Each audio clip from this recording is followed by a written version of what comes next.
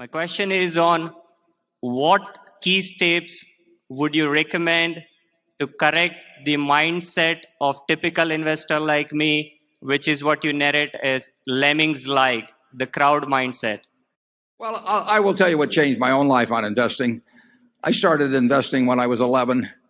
I first started reading about it. I believe in reading everything in sight, and first started reading about it when I was probably 6 or 7 years old. But for about 8 years, I wandered around with technical analysis and doing all kinds of things. And then I read a book called The Intelligent Investor. And I did that when I was 19 down at the University of Nebraska. And I would say that if you absorb the lessons of The Intelligent Investor, mainly, and I wrote a foreword and I recommended particularly chapters 8 and 20, that you will not behave like a lemming, and you may do very well compared to the lemmings.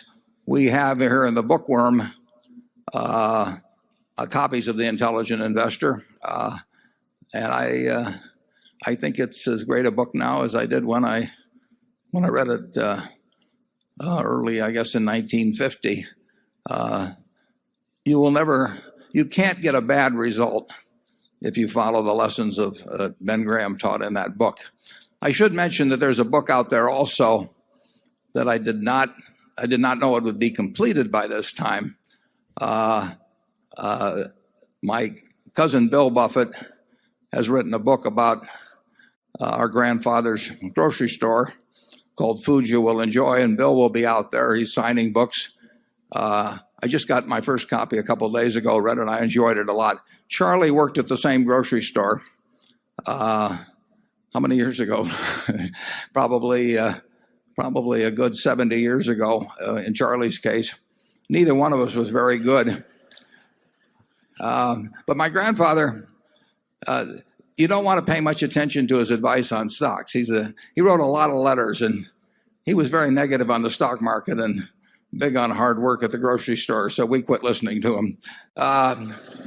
Instead, read The Intelligent Investor. That's the book that gave me the philosophy that has taken me now for a lot of years, and there's 3 big lessons in there which relate to your attitude toward stocks generally, which is that you think of them as parts of a business, and your attitude toward the market, which is that you use it to serve you and not to instruct you, and then the idea of a margin of safety, of always leaving some extra room in things.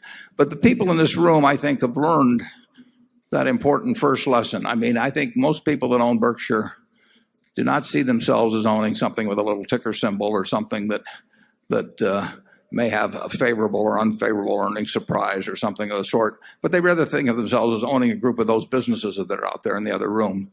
And that's the way to look at stocks. You'll never be a lemming if you do that.